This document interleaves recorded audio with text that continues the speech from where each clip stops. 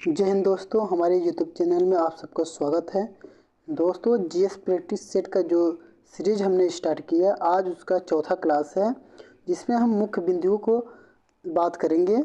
इसमें हम बता दें कि जो भी हम क्वेश्चन लेके आ रहे हैं वो प्रीवियस ईयर का क्वेश्चन है। इसके साथ ही जो इम्पोर्टेंट क्वेश्चन बहुत है उसको भी मैं इसमें ऐड करता जा रहा हूँ। तो इसको आप 1 से 2 बार देखते जाएंगे तो आपके परीक्षा के लिए उपयोगी होगा। आगे जो भी यूपी टीजीटी, यूपी पीजीटी और ईएमआरएस का टीजीटी पीजीटी आया है, डीएसएसबी का डीजीटी और जो ईएमआरएस का नॉन टीचिंग है वैकेंसी, इसके अलावा यूपी ट्रिपल एससी के जितने भी वैकेंसी आई है उसमें जो जीएस का पोर्शन पूछा जाएगा, यहाँ से फंसेगा। क्योंकि जो भी आगामी पेपर होने वाले हैं उसमें प्रीवियस ईयर का बहुत महत्वपूर्ण ही रोल रहता है, तो इसको ज़रूर ही देखें, जो आपके लिए कारगर सिद्ध होगा। तो आप बात करते हैं हम फैक्ट की, महत्वपूर्ण फैक्ट की। पहला है कि भूमिगत जल के प्रमुख प्रदूषक किसे कहा जाता है। ठीक है, प्रमुख प्रदूषक कौन सा होता है? आर्सेनिक और फ्लोराइड जो है भूमिगत जल को खराब कर देते हैं। अगला जो फैक्ट है, जल पुरुष किसे कहा जाता है? तो राजेंद्र सिंह को कहा जाता है। इनका जो संबंध है राजस्थान के रहने वाले हैं। अगला जो हिप्पोमेट्रिक कर्व है, ये क्या करता है? स्थल की ऊंचाई और महासागरों की गहराई को मापता है। हिप्पोमेट्रिक कर्व, इसे याद रखो।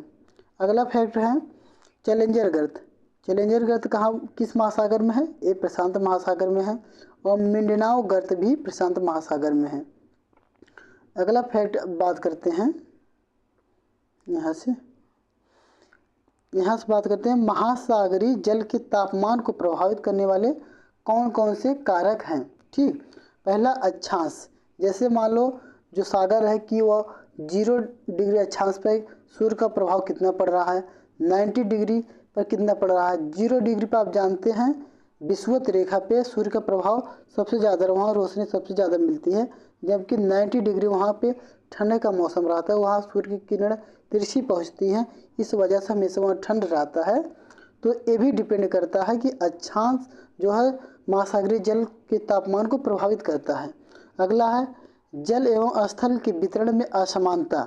जैसे कि स्थल पे जो भी कण है वो बहुत जल्दी गर्म हो जाते हैं सूर्य की रोशनी से, जबकि जल के जो कण है वो बहुत देर से ही गर्म होते हैं। अगला है सनातनी पवनें भी महत्वपूर्ण होती हैं तापमान को प्रभावित करने में। अगला फैक्ट है जो महासागरीय धाराएं हैं, ये भी महासागरीय जल को प्रभावित करती हैं। जैसे कुछ जो है गर्म जलधारा है और कुछ ठंडी जलधारा है। गर्म जलधारा जो है महासागरीय जल के तापमान को और बढ़ा देती हैं, जबकि ठंडी जलधारा तापमान को घटा देती हैं। अगली बात करते हैं फैक्ट की, तो महासागरों की औसत लवणता कितनी है? 35% पीपीटी है। महासागरों की औसत लवणता 35 पीपीटी है। और बात करते हैं कि विश्व का सर्वाधिक खारा झील कौन सा है? तो है वान झील है, जिसमें 330 पीपीटी है। और वान झील आपको पता है ये तुर्की में स्थित है। अगला जो सर्वाधिक खारा झील है वो मृत सागर है, 338 पीपीटी है। अगले फैक्ट के बारे में बात करते हैं, तो समुद्री लवणता को किससे मापते हैं? तो ये जो है सेलाइन नेक्टेरियन के द्वारा मापा जाता है, समुद्री लवणता को मापा जाता है। अब अगला फैक्ट बात करते हैं, कुछ महत्वपूर्ण जो धाराएं हैं, जलधाराएं, उनसे बात करते हैं। जलधाराएं जानते हैं 2 प्रकार की होती है, एक ठंडी जलधारा होती है, एक गर्म जलधारा। ठीक है, यानी कि हीट और जो है कोल्ड जो धाराएं होती हैं। सबसे पहले बात करते हैं अटलांटिक महासागर में जो धाराएं हैं उसमें मुख्य रूप से है गल्फ स्ट्रीम है, जो कि हमारे हॉट जो धाराएं हैं, गर्म जलधाराएं हैं। इसके अलावा गिनी की धारा, ये भी गर्म जलधाराएं हैं। नॉर्वे की धारा भी गर्म जलधाराएं हैं। लेब्राडोर और किनारी की धारा, ये जो है दोनों ठंडी जलधारा है। इसके अलावा फॉकलैंड और बेंगुला की धारा, ये भी ठंडी जलधारा है। आगे हम बात करते हैं प्रशांत महासागर में कौन सी धाराएं हैं। तो क्यूरेशियो की धारा एक गर्म जलधारा है। इसके अलावा अलास्का की धारा भी गर्म जलधारा है। इसके अलावा ठंडी जलधारा के बारे में बात करें तो क्यूराइल और कैलिफोर्निया की जो जलधारा है, ये ठंडी है।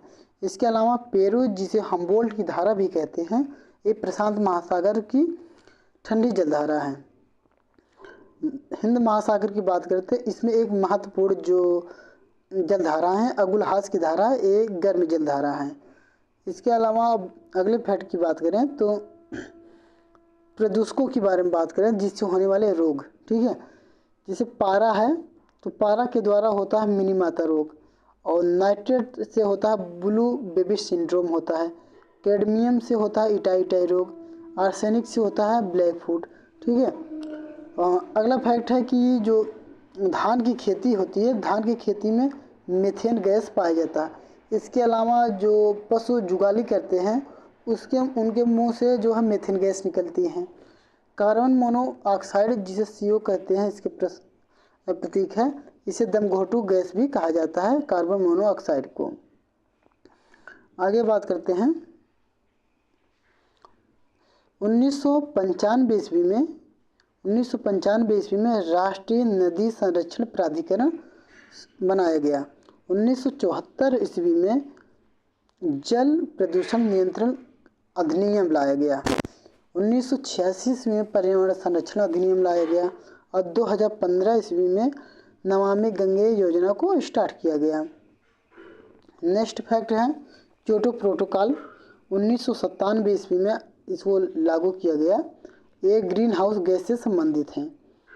पेरिस जलवायु समझौते के बारे में बात करें तो ये 2015 में समझौता हुआ, ग्लोबल वार्मिंग से संबंधित है। मॉन्ट्रियल प्रोटोकॉल की बात करें तो 16 सितंबर 1987 ईस्वी में मॉन्ट्रियल प्रोटोकॉल किया गया, और ये ओजोन परत से संरक्षण है। इसी कारण जो है ओजोन दिवस मनाया जाता है 16 सितंबर को, और मॉन्ट्रियल जो है कनाडा में स्थित है, ठीक है, कनाडा में। अगला फैक्ट बात करें तो भोपाल गैस त्रासदी कब हुआ? 2-3 दिसंबर 1984 ईस्वी को हुआ। किस गैस के रिसाव से हुआ? तो मिथाइल आइसोसाइनाइड गैस के रिसाव से भोपाल गैस त्रासदी हुआ, ठीक है। अगला फैक्ट के बारे में बात करें तो दामोदर नदी को क्या कहा जाता है? जैविक मरुस्थल कहा जाता है दामोदर नदी को। आगे बात करते हैं पेरेनीज पर्वत कहाँ पे है? तो ये स्पेन और फ्रांस के बीच में स्थित है यहाँ पे। और स्पेन की राजधानी बात करें तो मैड्रिड है, और फ्रांस की राजधानी पेरिस है ये। तो पेरेनीज पर्वत स्पेन और फ्रांस के मध्य हैं, दोनों के बीच सीमा बनाती हैं। और जिब्राल्टर जल संधि के बारे में बात करें तो ये अटलांटिक महासागर और भूमध्य सागर को जोड़ती है। बिस्के की खाड़ी और गस्कनी की खाड़ी जो है स्पेन और फ्रांस के बीच में स्थित, यानी कि दोनों से सीमा लगाती हैं। अगला फैक्ट की बात करें तो अल्प्स पर्वत जो है ये इटली और फ्रांस को अलग करती हैं। इटली और फ्रांस को अलग करने वाली कौन सी पर्वत है? तो अल्प्स पर्वत है। अल्प्स पर्वत की जो सबसे ऊंची चोटी है माउंट ब्लांक है, जिसकी ऊंचाई जो है 4808 मीटर है। आगे बात करते हैं डोबर जल संधि। यह इंग्लिश चैनल और उत्तरी सागर को कनेक्ट करता है। नेक्स्ट फैक्ट है इस्तांबुल जल संधि, ये इटली में स्थित है। इसे क्या कहा जाता है? भूमध्य सागर का प्रकाश स्तंभ कहा जाता है, ठीक है। अब इन सब फैक्ट को एक बार हम दोहरा लेते हैं, जिससे कि हमारा उद्देश्य भी क्लियर हो जाए याद करने का, ठीक है। इसमें हम बात करते हैं पहले भूमिगत जल के जो प्रमुख प्रदूषक है आर्सेनिक है और फ्लोराइड है, ठीक। जल पुरुष राजेंद्र सिंह को कहा जाता है। हिप्पोमेट्रिक कर्व के द्वारा हम स्थल की ऊंचाई एवं महासागरों की गहराई मापते हैं। चैलेंजर गर्त और मिंडनाओ गर्त जो प्रशांत महासागर में मिलते हैं। महासागरीय जल के तापमान को प्रभावित करने वाले कारक अक्षांश हैं। जल एवं स्थल के वितरण में असमानता, सनातनी पवनें एवं महासागरीय धाराएं भी प्रभावित करती हैं। आगे बात करते हैं महासागरों की औसत लवणता 35 ppt है। विश्व का सर्वाधिक खारा झील है वान झील, 330 ppt है, ये तुर्की में पाया जाता है। अगला खारा झील है मृत सागर, 238 ppt है। समुद्री लवणता मापते हैं सेलाइन नेक्टर के द्वारा मापते हैं। प्रमुख जो धाराएं हैं उसमें अटलांटिक महासागर की है, गल्फ स्ट्रीम और गिनी की धारा, ये जो हमारी हॉट जो धाराएं हैं, गर्म जल धाराएं। इसके अलावा नॉर्वे की धारा भी गर्म जल धाराएं हैं। इसके अलावा जो ठंडी जल धारा है अटलांटिक महासागर की लेब्राडोर किनारे की धारा है। फॉकलैंड एवं बेंगुला की धारा भी ठंडी है। अगला महासागर प्रशांत महासागर। प्रशांत महासागर का क्यूरेशियो की धारा गर्म है, अलास्का की धारा भी गर्म है, जबकि क्यूराइल की धारा ठंडी है। कैलिफोर्निया की धारा भी ठंडी है। पेरू और हम्बोल्ट की धारा भी ठंडी है। हिंद महासागर में एक महत्वपूर्ण धारा है जिसे अगुलहास की धारा कहा जाता है, गर्म जल धारा है। आगे बात करते हैं प्रमुख प्रदूषकों की बात करते हैं, जिसमें पारा है, इसके कारण मिनीमाता रोग होता है। नाइट्रेट है, इससे ब्लू बेबी सिंड्रोम होता है। कैडमियम से इटाई रोग होता है। आर्सेनिक से ब्लैक फुट रोग होता है। धान के खेत से मेथेन गैस निकलता है, जबकि कार्बन मोनोऑक्साइड को कहा जाता है दमघोटू गैस कहा जाता है। 1995 ईस्वी में राष्ट्रीय नदी संरक्षण प्राधिकरण की स्थापना हुई। 1974 ईस्वी में जल प्रदूषण नियंत्रण अधिनियम लाया गया। 1986 ईस्वी में पर्यावरण संरक्षण अधिनियम लाया गया। और नमामि गंगे योजना की बात करें तो 2015 ईस्वी में इसे स्टार्ट किया गया। अगला है फैक्ट क्योटो प्रोटोकॉल। ये 1997 ईस्वी में स्टार्ट किया गया। एक ग्रीन हाउस गैस से संबंधित है। पेरिस जलवायु समझौता 2015 में लागू किया गया। यह ग्लोबल वार्मिंग से संबंधित है, जबकि मॉन्ट्रियल प्रोटोकॉल 16 सितंबर 1987 को लागू किया गया और ये जो है ओजोन परत क्षरण से संबंधित है। 16 सितंबर को ही ओजोन दिवस मनाया जाता है। ठीक है। भोपाल गैस त्रासदी की बात करें तो ये कब हुआ?